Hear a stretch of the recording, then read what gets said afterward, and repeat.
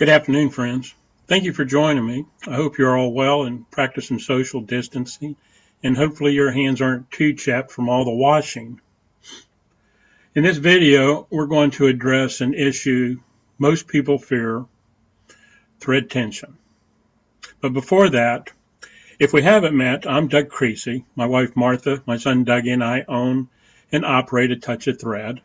We are a family-operated business started 18 years ago as one of the country's earliest gamble dealers.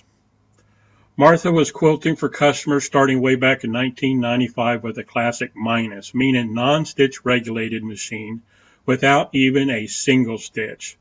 So we've learned a lot over the years.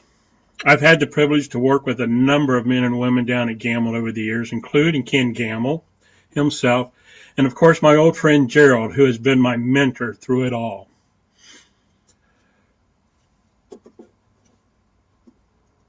Before we get into this too far, don't forget to hit the like and the share button below if you've learned something today or if we've helped in any way.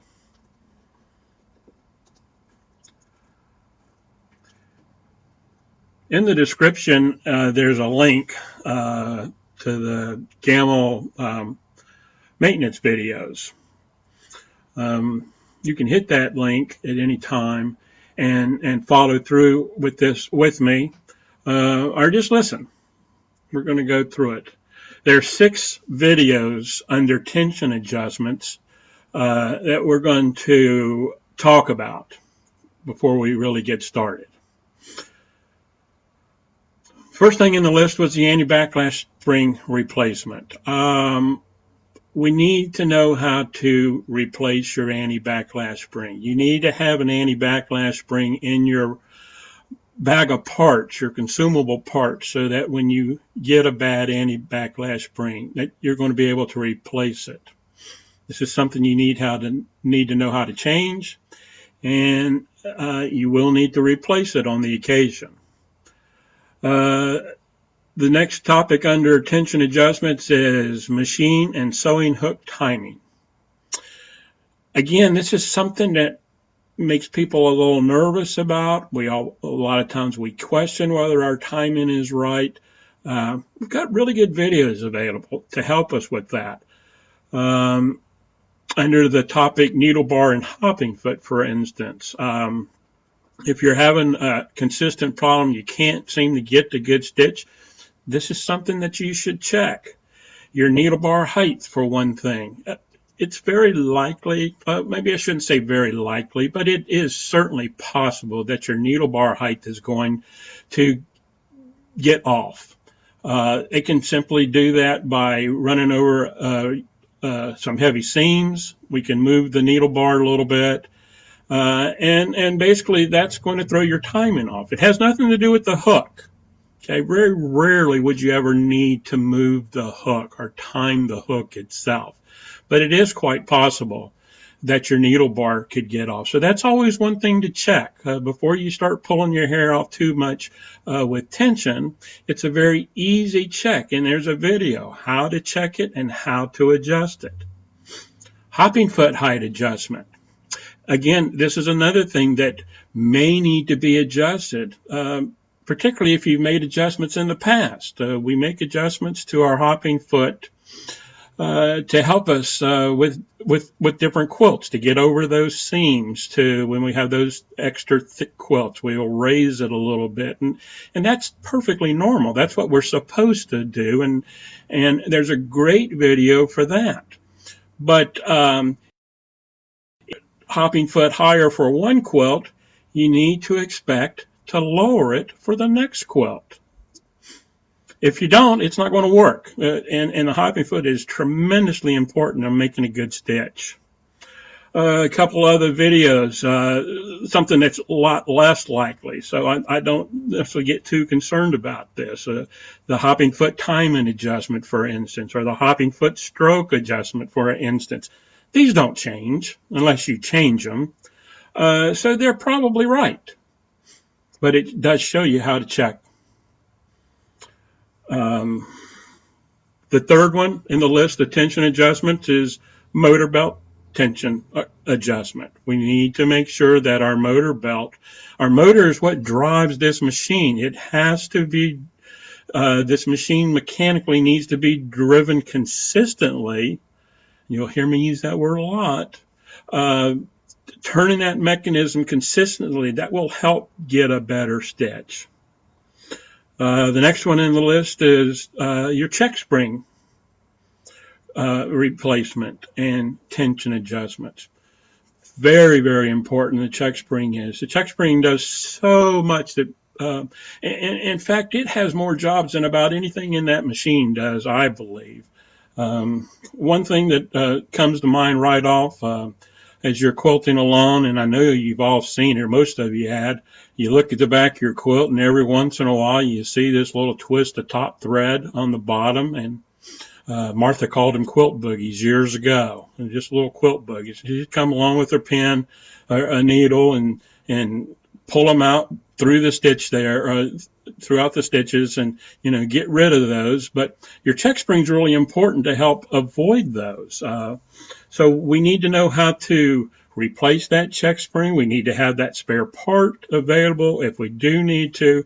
And then we need to be able to make the tension adjustment and the stroke adjustment of your check spring. And that's covered in a video. If you don't have a Towa gauge, we have a video there. That's video number 5 there to teach you how to use the Towa gauge. I went for years saying, oh, you don't need a Towa gauge. You don't need a Towa gauge. Because I'm comfortable checking my tension. So it's really not appropriate for me to say you don't need one, because it can be very helpful. Particularly, if you're having a problem and you just can't seem to get things right, a Towa gauge will do miracles to help you get that bobbin correct. And then, of course, just the tension adjustment itself on the bobbin case. There's a video of that. But if you notice, there are 3 out of the 6 topics are concerning your bobbin case. So at this point, I consider the bobbin the most important. There's no drive mechanism to drive the bobbin. It simply hangs there waiting for the top thread to pull it out. So it has to be very consistent. Once we address the mechanical issues, the thing we just talked about, needle bar height, topping foot, motor belt, things like that. And these are all easy to check. There's videos for every one of these things to check and look at.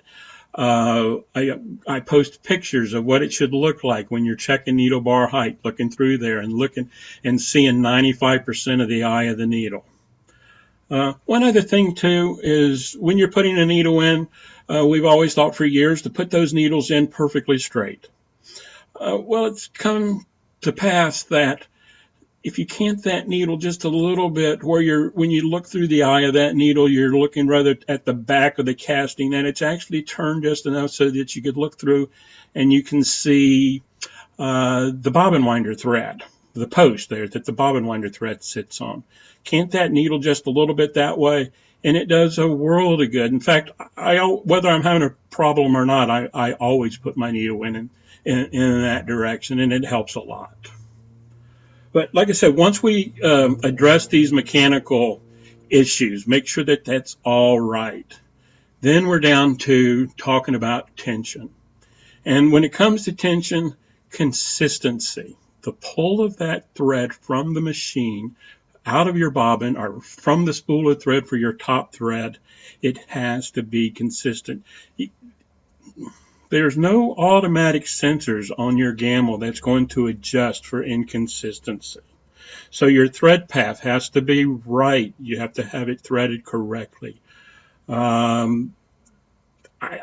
lot of times I'll tell people simply take your tensioners apart one at a time. Lay the parts out in the order you take them. Take a picture of the parts as you have them laid there so the cat doesn't disturb them while you're in the process of doing this. Clean those parts up. Change the felts on your rotary tension. Does the world of good to making this much, much easier. But again, consistency is the key. Particularly when we're talking about your bobbin. There's two parts of the equation when it comes to tension. There's top thread tension and your bobbin tension. And at this point, once I'm sure that my mechanical adjustments are all correct, and generally they are, unless you've had some sort of a crash or you've been a long time since you've done any maintenance and cleaning, generally it comes down to nothing more than adjusting tension. Before I ever start quilting, I physically pull my bobbin thread from my machine. I pop my bobbin in there, and before I even pull it up, I grab that tail that's hanging, and I'm going to pull 12 to 15 inches of thread from the machine. What I'm looking for, two things. I'm looking to make sure that I have some small amount of tension. Again, I can do this with my Towa. I can set a number. And most importantly, I'm making sure that it doesn't vary as I'm pulling that thread. I want to make sure that as I pull that 15 inches of thread out, that it's not getting tight and loose and tight. I want to make sure that it feels the same that whole way that I'm pulling that thread out. There's no drive mechanism on your bobbin. Your bobbin sits there and hangs, and the top thread is what pulls that bobbin thread up into the quilt. So in order for the bobbin to get pulled correctly, the top thread has to overcome whatever bobbin tension that you have. And if that bobbin tension happens to tighten up, your top thread is no way going to pull that extra amount of tension to pull that up. So that's why consistency is so important. Again, that Towa gauge will do a remarkable help to get that bobbin. And I like to make to the point that I call it the perfect bobbin, because that eliminates part of the equation. That eliminates one of those threads that I have to worry about if I have the perfect bobbin, right? If I have the perfect bobbin, no matter what I see on the back of my quilt, it's not the bobbin. Even if the bobbin thread is just laying on the back of the quilt, it's not my bobbin, because my bobbin is perfect. So that's always step number one when you're setting tension. It's mentioned places that a good number to use with your Towa gauge, somewhere 180 to 200. And you know, to be perfectly honest with you, the number is not as important as the consistency. The number simply means that the higher the number, the tighter your top thread has to be to pull that bobbin thread up. If your number is 150, it will require less top thread tension to pull that bobbin thread up into your quilt as it would if you set that number at 200. If I set it at 200, I'm going to have to expect to tighten my top thread up a little bit. So let's eliminate part of that equation. Let's get that bobbin perfect where it pulls out perfectly consistently as you pull that thread. Or on your Towa gauge, the needle is perfectly flat. There's no variation as you're pulling that bobbin. You don't want to see any variation. If you see a variation, or if you feel a variation as you're pulling that bobbin thread, you need to pull that bobbin case out and figure out what's going on. A lot of times it's simply lint, dirt. Your anti-backlash spring may not be in correctly. I know a lot of people watch the video to do this correctly, but if you don't put that in right and you find you're getting exasperated with it and you end up just pushing the tab down into the bobbin case, what you're doing is bending that tab, and it's going to stick right up and right up against the side of your bobbin. So that's a problem. It's not going to be able to feed consistently. You hear me say that word a lot. But it is so important because, again, if your bobbin tension changes as you're quilting, your top thread will not be able to compensate for that. It just doesn't. So to avoid inconsistent stitch quality, let's get your bobbin perfect. Perfect means nothing more that when you look at the back of your quilt, you're not going to go back to your bobbin to fix it, even though your bobbin thread's just laying on the quilt, because you have the perfect bobbin. You're going to tighten up your top to get that bobbin thread pulled up into the quilt. You want to use good bobbins. I highly recommend the Gamma bronze coated bobbins. They have the holes in the side. They are the bronze is a natural, let's call it lubricant. It's nice and smooth. It allows that bobbin to turn freely. The anti-backlash spring puts a slight amount of pressure against the side of that bobbin in order to stabilize that bobbin in the housing so that it allows that thread to be, guess what? Consistent. Consistency is the key. So getting that bobbin, it's not that hard. The number, you know what? We really don't care that much about the number. Again, it's not near as important as consistency. Again, the tighter I make the bobbin, the tighter I have to make the top. So if I'm using a thread, even a cotton thread, I don't like cotton threads that much. They break pretty easy. I find it much more difficult to get a really nice tight stitch with a cotton thread. I work at it a little harder. I like to have fun at this, so I generally use a good quality polyester thread. I have no problem with that. Permacore is a great thread. Omni is a great thread. There's a lot of good threads out there. But even if I'm using a cheaper thread, a softer thread, a thread that breaks easier, I can still use it. If my machine is timed correctly and all those mechanical adjustments we talked about early are right, there's no reason why you can't use it. You just have to realize that maybe you need to set that number a little bit lower on your bobbin tension so that it doesn't require so much top tension to pull it up. Because normally, too much top tension is what breaks your thread. So I find if I loosen my bobbin just a tad, I can loosen my top a little bit, and I can use that thread and make a really nice stitch. So, it's really that simple. Tension is really that simple. Let's get our bobbin perfect. If you don't have a Towa gauge and you're still unsure, buy one. It will save you a lot of time. Here's what I do. Every time I put a bobbin in my machine, whether I've checked it on the Towa or not, when I snap that bobbin into my machine, I will always pull 15 inches of thread out of that bobbin, nice and slow, not too slow, but nice and slow, and I'm checking for the inconsistency because if I've got a bent bobbin case or something's going on, you're not going to feel that just doing the drop test. So many of us do. A lot of us just put that bobbin in our hand, we pull that thread, and it doesn't come out of our hand, we're good to go. Well, that's just not the case.